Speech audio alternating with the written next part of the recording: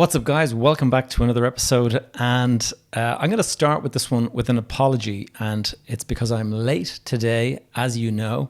I'm sure you've been waiting for the episode for the last 24 hours or so, or even longer, possibly. And so apologies. Episode number 169. And for the first episode in 169 episodes, I am actually late by about 2 days, and so my consistency has fallen off. And I gotta be honest with you guys, that the pressure is on at the moment. It has just everything happening all at once is very, very difficult and stressful. The house move is underway, and I mean, don't get me wrong, I'm very grateful. I have a beautiful new home, really pleased with it, but I'm just juggling so much at the moment. And my family are away, so my wife and kids, they went off back to their my in-laws, their mother and father and all this kind of stuff, and they're in another country on the other side of Europe for the last month. And so I've been handling this house move entirely on my own.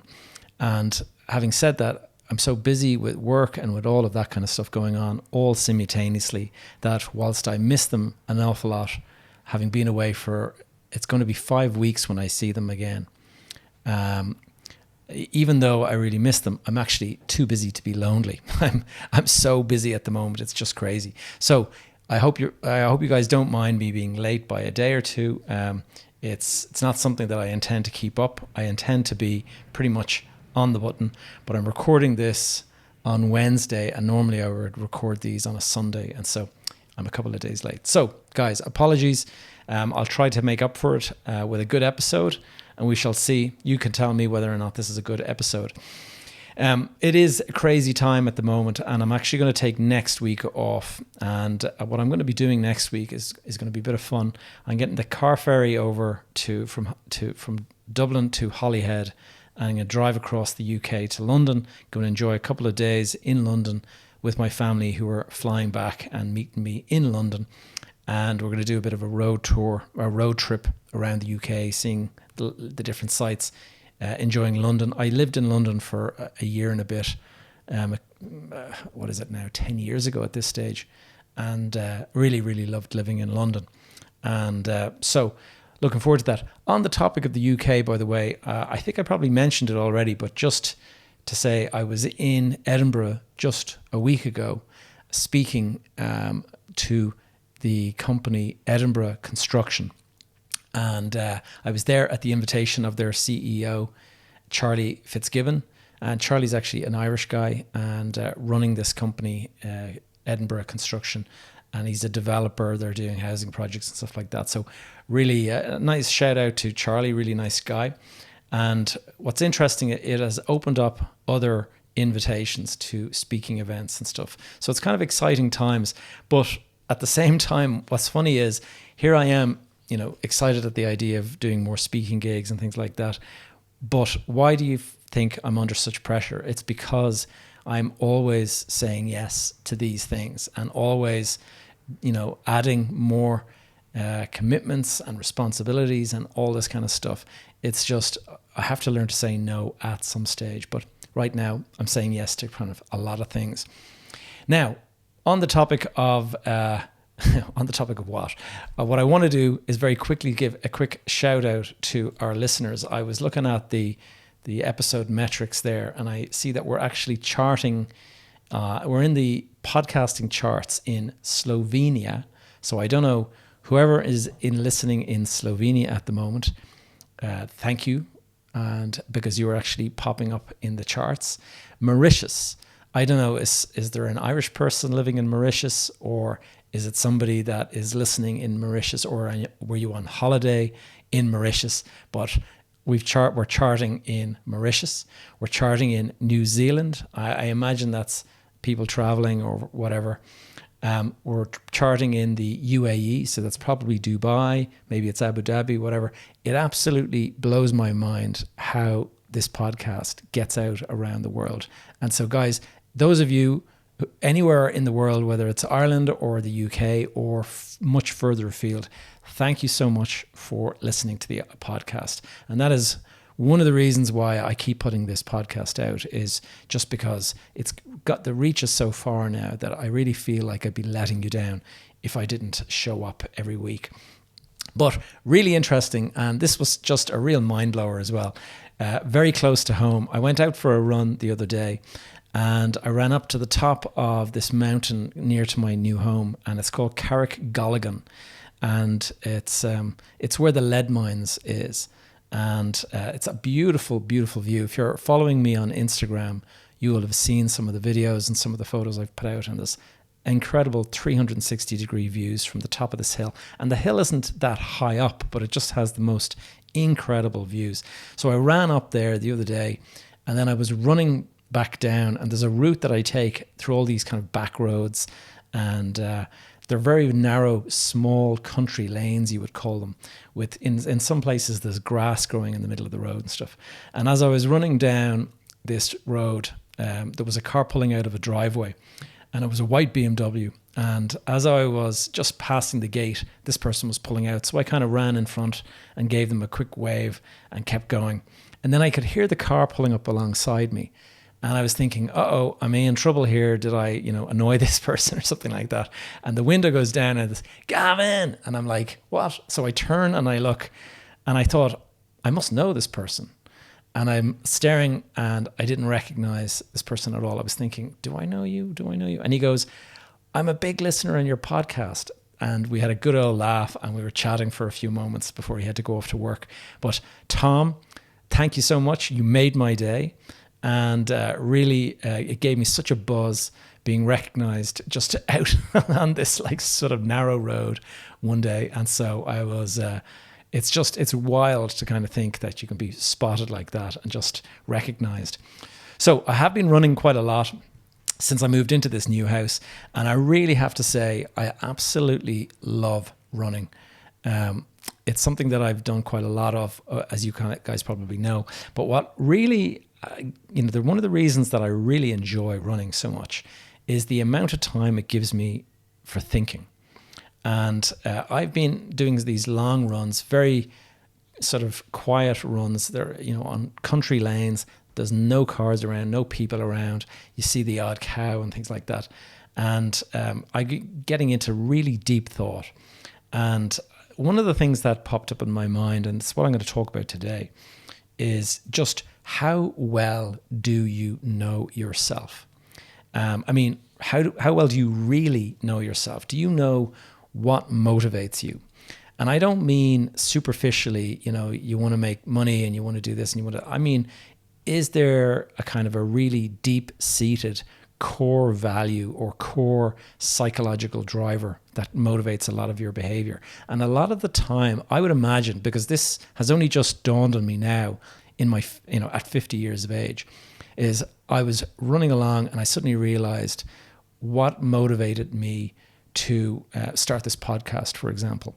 What motivated me to want to be successful in property? What motivates me to go running and to go up, in particular, to go up to the lead mines? And a lot of this stuff has started to dawn on me just now. And it's amazing how these deep-seated thoughts and motivations and stuff can be there driving your behavior, but you don't ever recognize it at all.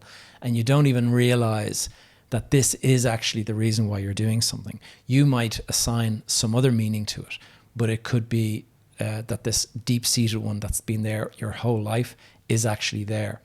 And so I think you want to really spend some time thinking about your life, the people and the influences on your life, and what is it that is driving you and really motivating your decisions. And I think if you want to become a good, or let's say a better investor in general, or just a better person in terms of your thinking and being able to sift through decision making without being pushed by cognitive bias and things like that. I speak about that quite a bit. But if you want to become a better investor, you really, really have to get to the bottom of understanding what is the deep-seated motivators in your life. What are the drivers? What is pushing you away from something and what is pulling you towards something. Because a lot of the time there is, and this is something that maybe you can, do some sort of deep regressive hypnosis to get to the bottom of this. But I think if you actually sit down and think about this on a, going for a run for me is a great outlet for doing this kind of thing. And so I feel like if you were to go for a hike or something like that and just be on your own, thinking about this kind of thing, you might find that you actually uncover quite a few answers that you didn't think. So one of the questions that I had recently was, what is driving my motivation to continue putting out this podcast? And I don't mean superficially, I like having an audience or any of that kind of stuff. I mean, at a core psychological level, is there a deep-seated motivation that's kind of created this desire for me to keep showing up, keep putting out the information? And, definitely the running helps me tap into that kind of decision making and that kind of motivation. But for me, when I think about this, it goes right back to my early 20s. And my early 20s, my dad died at the age of 45. And he was my hero. My dad, I was extremely fond of my dad. I had, he was the hero kind of a father figure. I had such a great relationship with him. And I had just turned 21. In fact, he got sick on the day of my 21st birthday. And it was quite a traumatic experience because I had my 21st birthday, and then the next morning, while I was nursing a hangover, I got a phone call from my mother, and she was in hysterics saying that Dad is really, really sick and he's in Africa and all this kind of stuff. So, I mean, there's a lot of deep psychological stuff going on there. But actually, what happened was after he died, I got involved in, trying to run the business because Dad had been a business person. He had started various projects. He had certain things that were under construction, and suddenly he's dead. We have to finish the construction. We have huge bank loans that have to be repaid. How are we going to repay them unless this project is finished, we sell it, and then hopefully we get enough money from the sale to be able to pay off the bank? And there was all of these things that it was really I had absolutely no experience whatsoever in any of this. My dad never really shared any of that stuff with me. And probably, if I'm honest, I never had really much interest in it when he was alive. But suddenly after he died, it's, everything, your success, the ability of you to kind of support the family and things like that is all hinging on your ability to kind of do this stuff. And so I had the one person that I would turn to ask, how do you do this, was gone. And the one person who had started these projects was gone. And so I had no mentors. I had no network. I had no events to go to like we have nowadays. And so I had just absolutely nobody to call upon to ask any advice of. And I had plenty of friends who were students like me, but I had nobody who was in the construction or the property business. Now, within a couple of months of my dad dying, I got a job working for Scott Town & Walker Architects. And when I started working for them, I got to know the person who was my boss there at the time, Eugene McClernand, and Brian Foley was another guy. And those guys, they're still alive today, and I get on really, really well with them. They're great guys, but they became my mentors, but they didn't have business experience. They had, wisdom from being architects for, 50 years and 60 years at the time. And so where was I going to get the answers to all of this stuff? Where was I going to get the answers to how do you do these deals? How do you do property transactions, all that? And there was nobody to give me the answers. And so instead what I did was I read books voraciously. I read magazines. I used to get all these business magazines. I used to read the Sunday papers, all of this stuff. Biographies, though, were the real outlet that I absolutely loved. I loved reading business icon biographies. So, although at the time Steve Jobs was still a young man, but the the big tome that you can read on his life, that would have been something I would have loved when I was a younger person.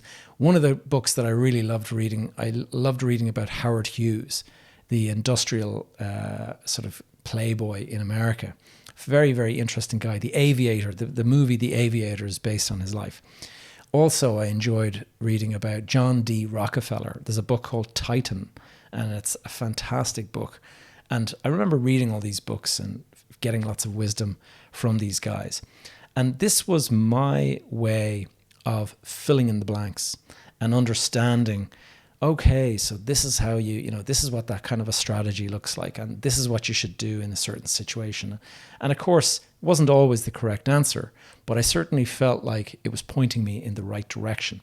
And so one of the things I would really strongly urge you guys to do is, do try to make sure that you have a mentor or a coach or somebody in your corner who is able to point you in the right direction, who's able to answer the questions that you are looking for answers to.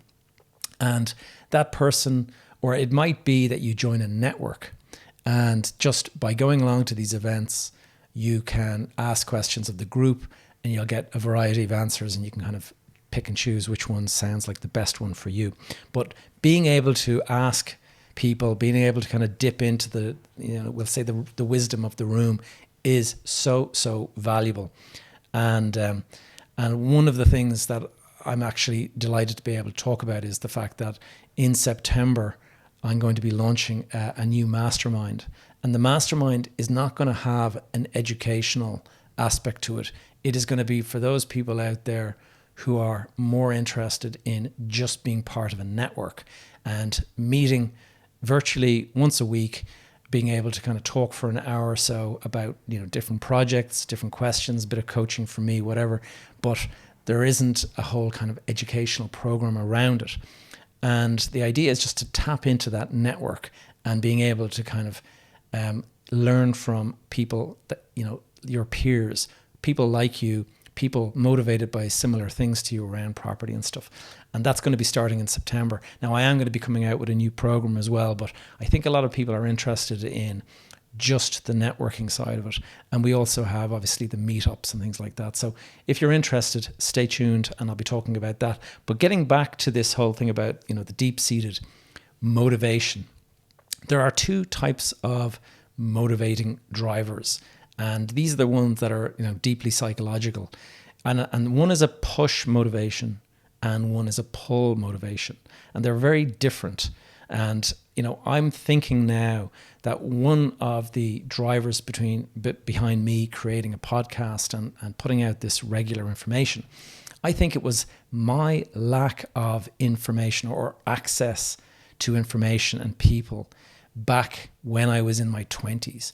That created this urgency or this sense of lack or loss of that time. And I'm trying to create the missing link that I didn't have back then. And I'm trying to be that missing piece now for you guys, the audience. And, that might sound like kind of far-fetched, but as I was running and I was kind of thinking to myself, I was saying, that actually does sound like a big aspect of this, because I don't need this podcast for any financial gain. I don't need this for any other reason. I'm putting it out there because it forces me to put my thoughts in order and to put out a regular bit of thought leadership, I guess you'd call it. And that helps me to kind of organize my own thoughts, but I also think that it's filling in that gap that perhaps was missing when I was in my 20s and I felt like I desperately needed an answer to this kind of thing. So that is a big motivation, and that is a pulling motivation insofar as it is pulling me towards an outcome. And, I want to be the source of the information for you guys today. And so that is the pulling motivation. Now, having said that, there's also the pushing motivation. And this is where I started thinking about, the influence of my dad. My dad was such an influence on my life, but he was also a pushing influence insofar as, the reason he died at 45, even though he was my hero, he died at 45 because poor choices in his life around his health. He was a heavy drinker, and particularly when he was a young man, he used to drink way, way too much, and he did damage to his liver, and it caused kind of permanent damage to him, to his health. And when you watch somebody who is in his prime, in his 40s, mid 40s, that is your prime, and that is when you're earning the most. Your earning potential is probably at its highest. You're able to do all of this great stuff, and to watch him wither away to, when he died, he weighed 38 kilos, and it was, cirrhosis of the liver is an atrocious way to die.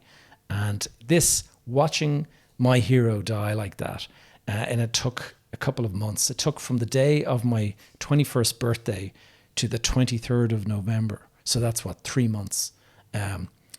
Basically all of September, all of October, and all of November. So 3 months later, my dad died, having gone from being a normal human to being, a withered skeletal figure. And that has had such a major impact on me and on my life.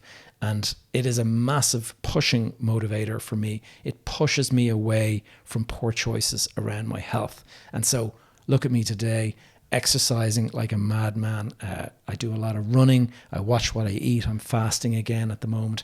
Everything, I think, has a psychological answer. All of the decisions you're making in life, all of this kind of stuff, a lot of it is deep-seated psychological reasons.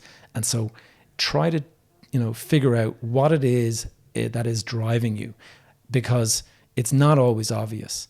And sometimes you might think, I just want to do this because of, some superficial reason. I think much, much deeper motivators are going on.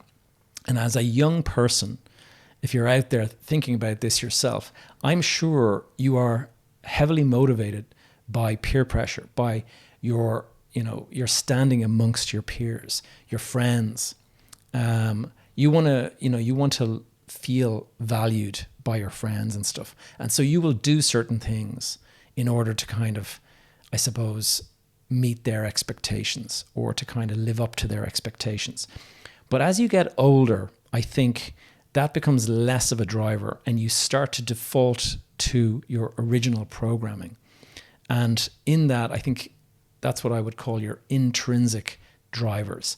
And that is what you might actually find, as I've found, is that your intrinsic drivers can be in conflict with those of your peers. So I have lots of friends who like to go out and they like to meet and have a load of drinks and they like to get like messy drunk.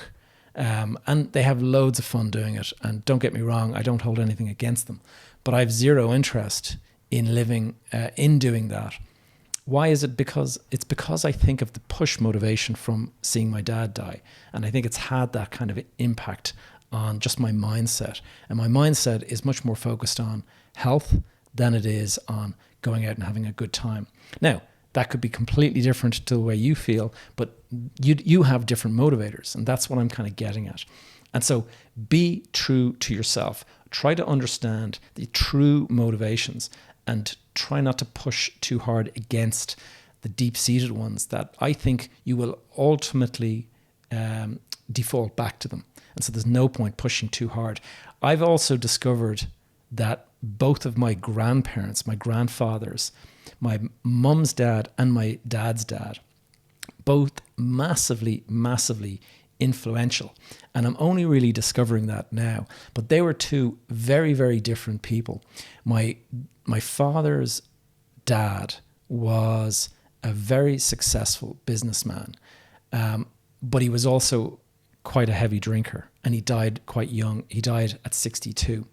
Whereas my mother's dad had been a guard, had been a policeman, and he was much, much more simple life, enjoyed walking. And where did he walk to frequently and bring me as a very young child? To the lead mines, to the mountain that I am currently running every day. And when I go up there nowadays, all of this memories come flooding back. And it is of those times when I went with my grandfather, my mum's dad, up to the lead mines. And so that's a huge motivator. That's kind of driving me up to the mountain, to those walks, to the simplicity of just running on my own in my thoughts. And then at the same time, I have the motivation of seeing my grandfather on my dad's side, who was enormously successful in business, and seeing that as a big motivator as well, wanting to be successful in business.